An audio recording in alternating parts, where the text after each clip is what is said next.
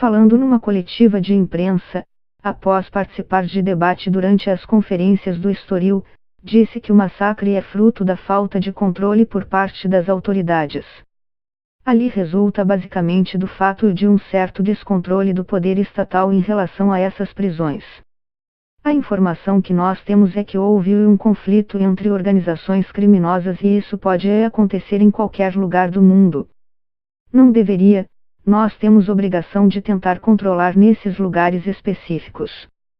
Moro descreveu como são os presídios para onde vão as lideranças que ordenarão as mortes. Nós temos no Brasil presídios federais, que são baseados naquelas famosas Supermax americanas, que são presídios de segurança, com cela individual, sem rebelião, sem fuga, que são presídios sem comunicação do preso com o mundo exterior. Nós vamos transferir as lideranças responsáveis por esses fatos em Manaus para esses presídios de segurança máxima. Questionado sobre o problema da superlotação das prisões, Moro disse que a melhor política de redução da população prisional é a redução de crimes. Lamentavelmente, nós tivemos em 2016 um recorde de mais de 16 mil assassinatos. Num contexto dessa espécie, é muito complicado reduzir a população prisional. Não pode simplesmente abrir as portas da prisão e colocar fora qualquer espécie de criminoso. Apesar de reconhecer o excesso de população nas prisões, a proposta defendida por Moro é de aumentar as penas. O que foi feito no pacote anticrime é uma proposta de endurecimento seletivo. São medidas que aprimoram a investigação, que endurecem o cumprimento de penas, que tratam de pontos de estrangulamento do processo penal, mas se formos verificar os destinatários dessas medidas rigorosas, estamos falando de pessoas que cometeram crimes violentos, criminalidade organizada e corrupção.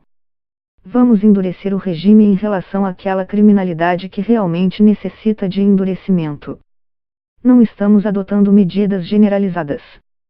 Eu nunca pedi isso. Quando eu cheguei, eu pretendia que o Ministério da Justiça e o da Segurança fossem reunidos porque eu acho pertinente.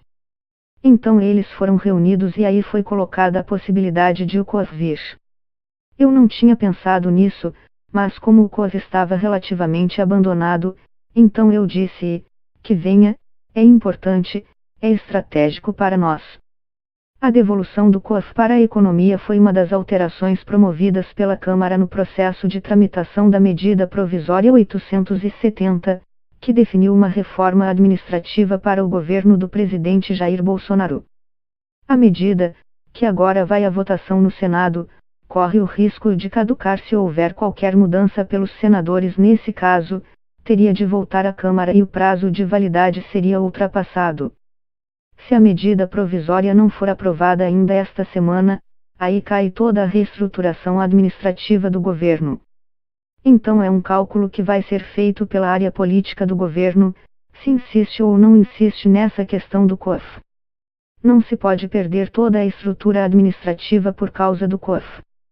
Essa é uma questão em aberto e vai ser decidida pelo parlamento. Se for possível o parlamento manter, ótimo, se não for, paciência. Faz parte do jogo democrático.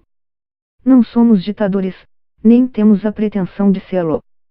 Moro mostrou estar conformado com a perda do COAF. Ele saindo, de certa maneira dificulta o trabalho, mas não é algo também que compromete em absoluto. Nós temos um bom relacionamento com o ministro Paulo Guedes. Vai se manter a estrutura, vão se manter as mesmas pessoas. O caminho vai ficar um pouco mais difícil. Mas não é algo assim absoluto que pereat mundi, como diz o Brocardo, expressão, latino, afirmou citando um trecho da frase em latim pereat mundus, fiat justitia, faça-se a justiça, nem que acabe o mundo, em tradução livre. O ministro disse que as manifestações de domingo, 26 de maio, foram uma expressão democrática. No que se refere às manifestações, aquilo foi o povo na rua, com bandeiras específicas. E as bandeiras principais eram apoio à reforma da Previdência e o próprio pacote anticrime. Mesmo reconhecendo que houve pessoas na manifestação que se posicionaram contra a democracia, afirmou que eram minoritários, tinha lá, de forma residual, alguma manifestação de cunho autoritário, mas isso foi a absoluta minoria. Para a grande maioria a pauta era democrática. Eu não entendo como pode ser entendido isso. A população pedindo, reclamando, se manifestando, não tem como isso ser antidemocrático.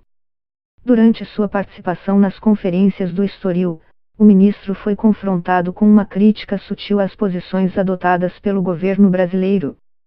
Ele participou na mesa redonda de Volta ao Essencial, Democracia e a Luta contra a Corrupção, em que estavam presentes a ministra da Justiça de Portugal, Francisca Vandonin, a ex-procuradora-geral de Justiça portuguesa Joana Marques Vidal e a ministra da Justiça e Trabalho de Cabo Verde, Janine Leles. Falando sobre o combate à corrupção, a ministra portuguesa chamou a atenção para o fato de que os 5 países com mais baixo índice de corrupção se caracterizam por ter maior igualdade social e pelo seu investimento em educação, considerando que essa é a forma de combater o problema. A afirmação da ministra ocorre um mês depois de Sérgio Moro ter feito em Portugal declarações que foram consideradas como interferência em questões da justiça portuguesa. Em 28 de abril, quando esteve pela última vez em Portugal, Moro afirmou que a justiça portuguesa, assim como a brasileira, tinha dificuldade em lidar com casos de políticos envolvidos em corrupção, citando o caso do ex-primeiro-ministro português José Sócrates.